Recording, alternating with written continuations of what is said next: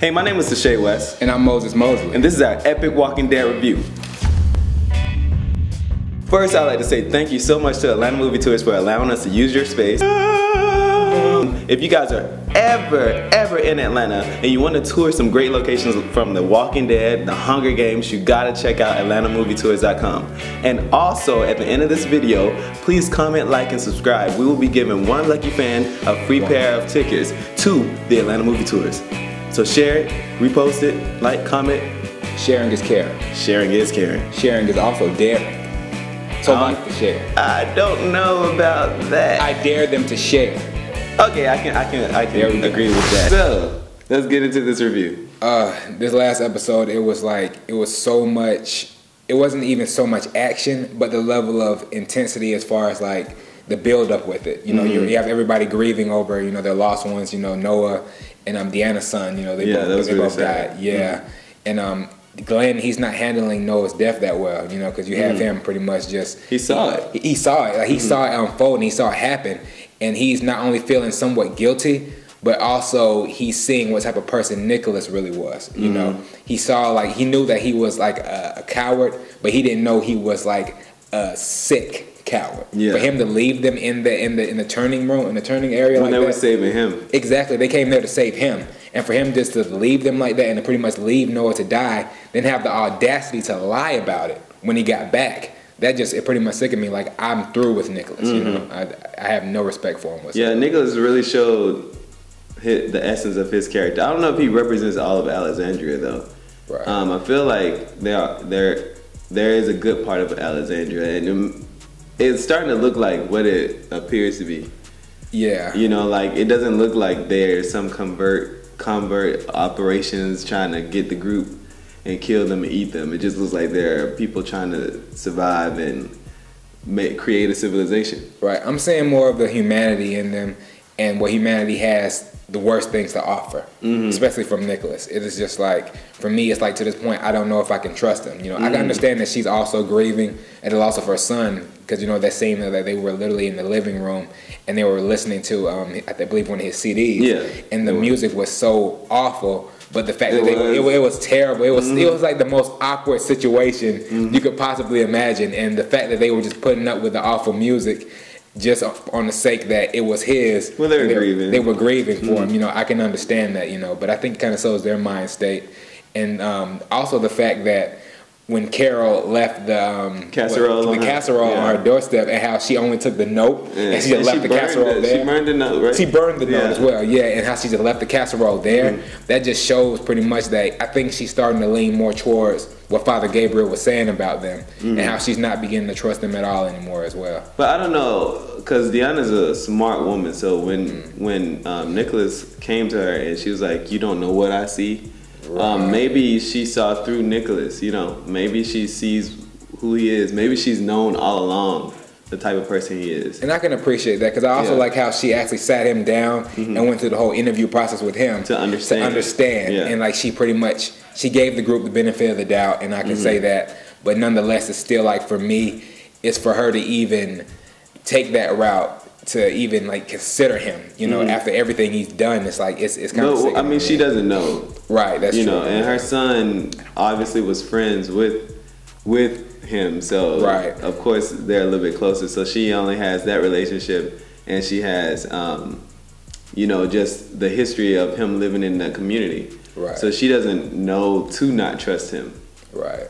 But I'm pretty sure he's gonna reveal himself soon. I'm thinking he is. I think his true colors are gonna reveal himself to her, and I think she's gonna see what a coward he is. Yeah. And what a selfish person he is as well. You know. Yeah. I mean, but maybe that's how he survived this far. I mean, it's one life lesson we've learned in the zombie apocalypse. Somebody was gonna die. The bad people survive the longest. Well, not necessarily. Sometimes. Sometimes. Yeah. The nicest people definitely die first. Right, and speaking of which, like, I'm starting to worry about Sasha, because she's going down an even darker path. You know, pretty much Michonne and Rosita had to go out and find her to see if they could even bring her back because she pretty much just went out like on this Xena warrior trip. She's suffering from post-traumatic disorder. Right, exactly. And it's like she said herself, like she's tired of playing defense with the Walkers. Right? I remember you said that last episode. And she's pretty much, she said herself she's tired of playing defense with the Walkers, and she wants to play her own offense. Yeah. And to me, that's a cry for help. You know, it's like they're lifeless, they're dead. They gotta like handcuff her. They're gonna have to handcuff her to a radiator or something, you know, right?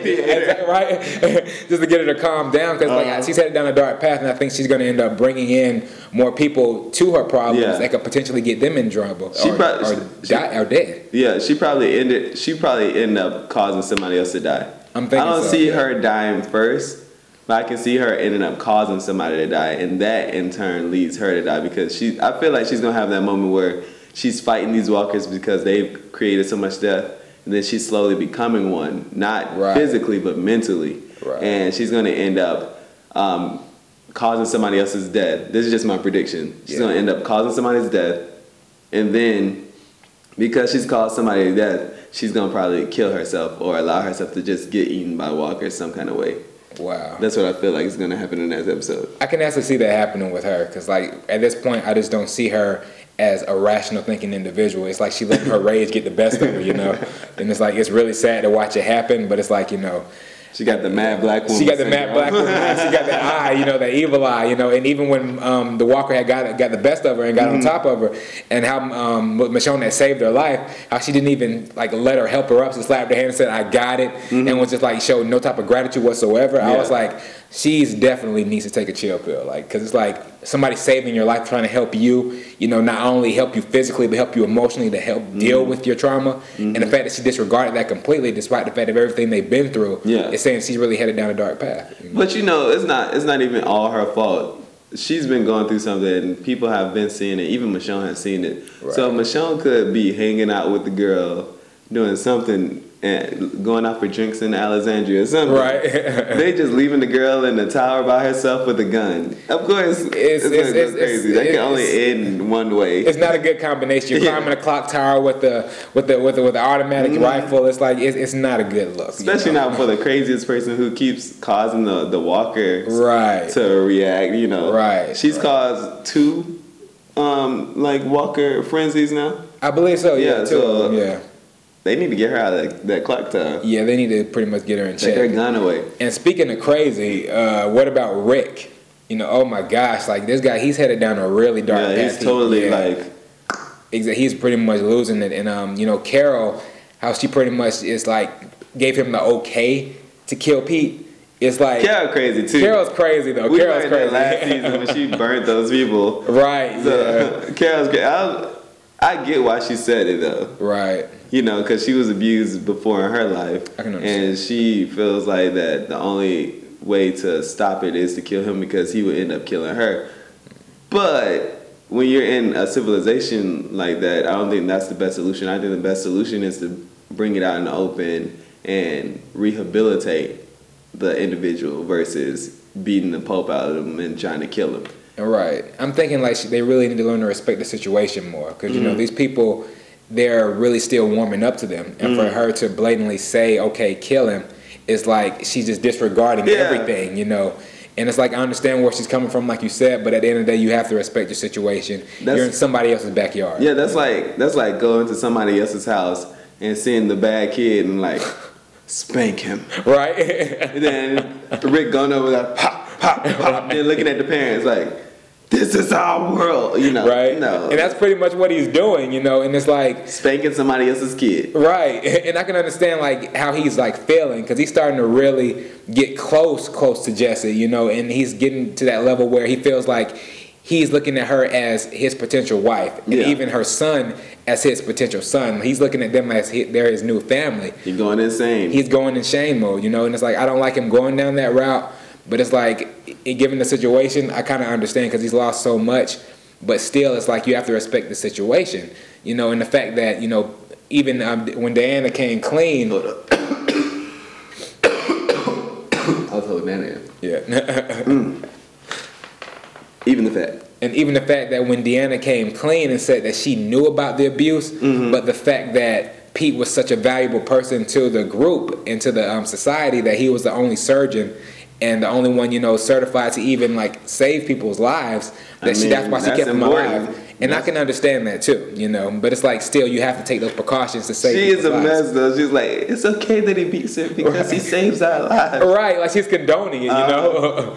And it's like, you know, it's certain like iffy situations where you have to take those particular precautions. But otherwise you're gonna fall apart. She's such a smart woman that she would be able to talk to him and talk to them and resolve the situation versus, you know, just allowing it to continue to escalate because obviously something was gonna cause a rift in the community. She's a strategist, you know. She's really tactical, and I think she knows how to separate those personal feelings from the overall. Exactly right. She can like prioritize and look at what needs to be done versus what she wants to do, and I can really respect that. And I'm wondering why that lady would even stay with him though, like in the same house. Why not? Right. Go to a different house. That's what I'm wondering. But I guess it's mirroring reality. Right. Yeah. Right. But what else happened? I know, right? Then Daryl and Aaron or Aaron. Aaron. I think it's Aaron. Aaron, yeah, Daryl and Aaron. Yeah, it's Aaron. Okay, so then Darren, I was about to say Darren.